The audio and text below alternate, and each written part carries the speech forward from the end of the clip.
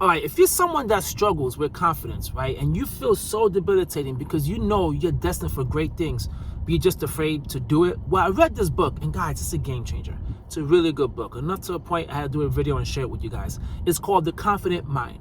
This book, guys, is excellent, excellent. It changed my whole mindset. It made me a lot more confident, and I'm pretty sure it will do the same for you as well. So in this video, it's gonna be really quick, okay, really quick. I'm gonna give you 11 quick tips. I'm going to give you 11 quick tips that I got from the book, and it will help you out tremendously. So go to the library, pick it up, get in the library for free, guys. Buy for free, audio book, whatever. Just get it. It will change your life. Now, the first thing I learned was this, that confidence is a skill, not a trait. You got to continually work on confidence. As simple as that. In life, if you want to grow and you want to reach wherever it is that you want to reach in life, financial freedom, debt-free, get the promotion, whatever it is, you got to practice confidence. If you notice, so many people you see that achieve so many things in life, they have extreme confidence. They go up on stage, they talk in front of everyone, and you're like, how they do it, they're really confident. But then you discover they're nervous. You see, all the things that you experience, they experience as well. The problem is they prepared and they continually practice. For me, for example, I'm always afraid to do public speaking. But I know if I practice and I say I am enough, I usually do the best. So as you see, just because you see people, you think like, man, they have the God-given talent, that they're confident. That's not true. Everyone has to work on it, and you can as well. The second thing I got from the book is this, the role of self-talk. Yeah, that voice in your head, sometimes it could be an asshole. It could be your harshest critic, especially it pulls things from the past of the mistakes that you made, and it brings it to the forefront. For example, right now you're on a financial freedom journey and you're trying to handle your debt. That voice in your head is gonna say, you know what? You got all that debt. You don't deserve to become financially free. You don't deserve any of that stuff in life because you gotta reap what you sow. That really sucks. The voice in your head, guys, is really harsh.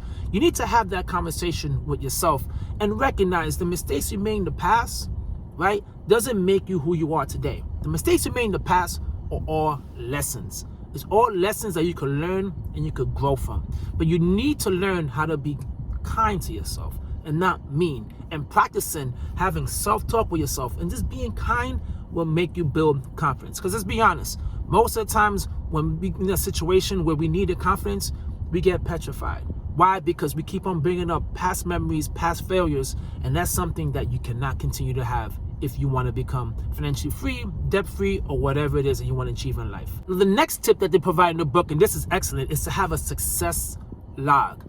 Do not keep a log of all the bad things that happen in your life. Don't. Keep a log of all the good things. So say, for example, if you're gonna go do like a public speech, think about the times when you actually spoke to someone with confidence because you were really confident in the things that you did. Don't bring up the time when you were stuttering, you were nervous, you were sweating, you were just like, your heart rate was so high. Don't bring up all those negative stuff, okay? Bring up the success log, the things that you achieved in life. Don't you notice that every time you bring up some positive things that you achieved, you feel so excited, so confident in your ability?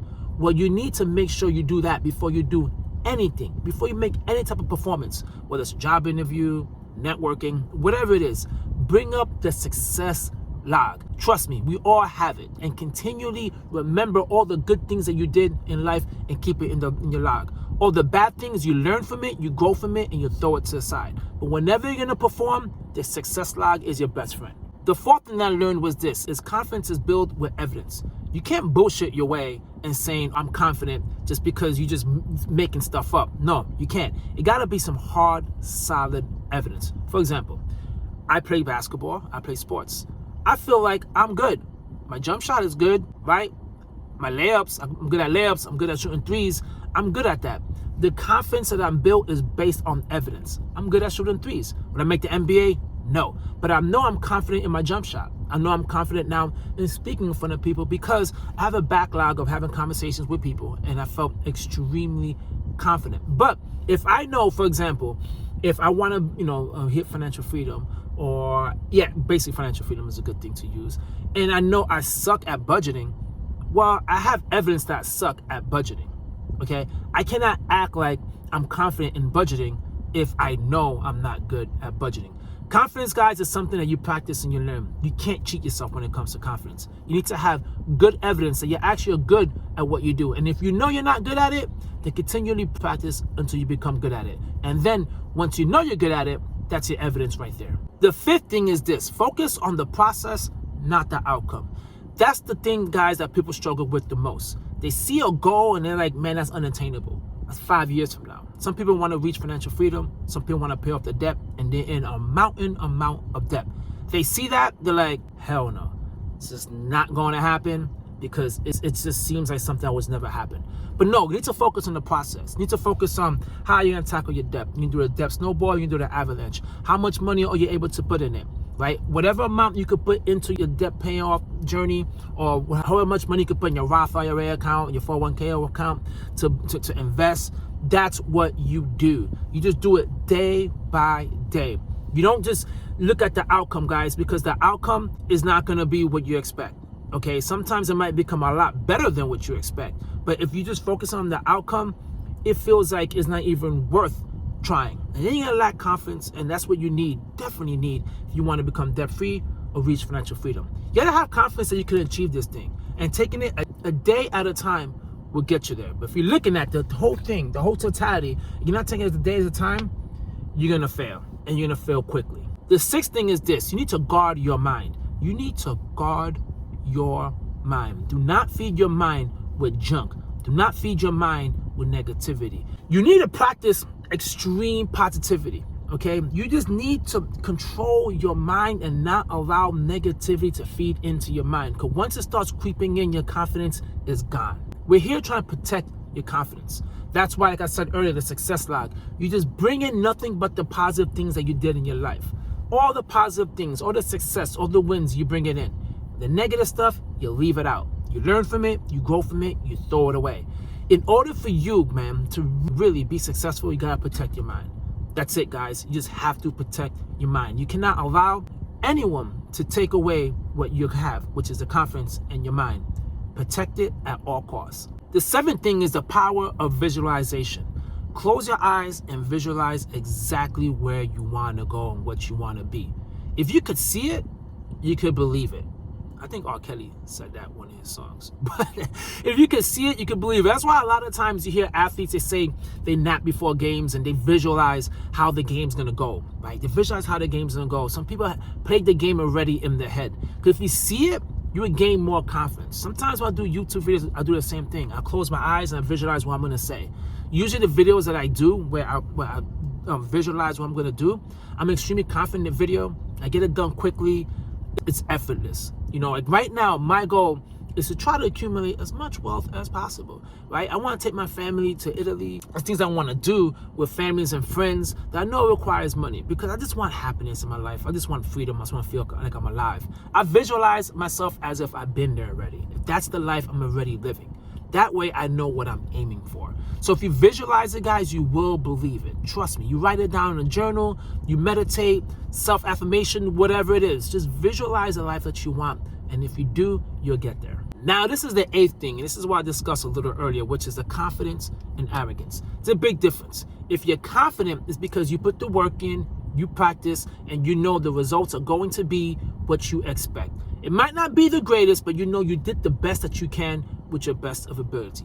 Now, where arrogance, that is knowing you suck at something and you walking around acting like you know it. You can't trick the mind into trying to become confident in something that you know you're weak at. You never studied, you never networked, you never did anything. You expect yourself to get this job and you never prepared. You need to prepare. That is the main difference between confidence and arrogance. Some people see someone's confident and they think they're arrogant.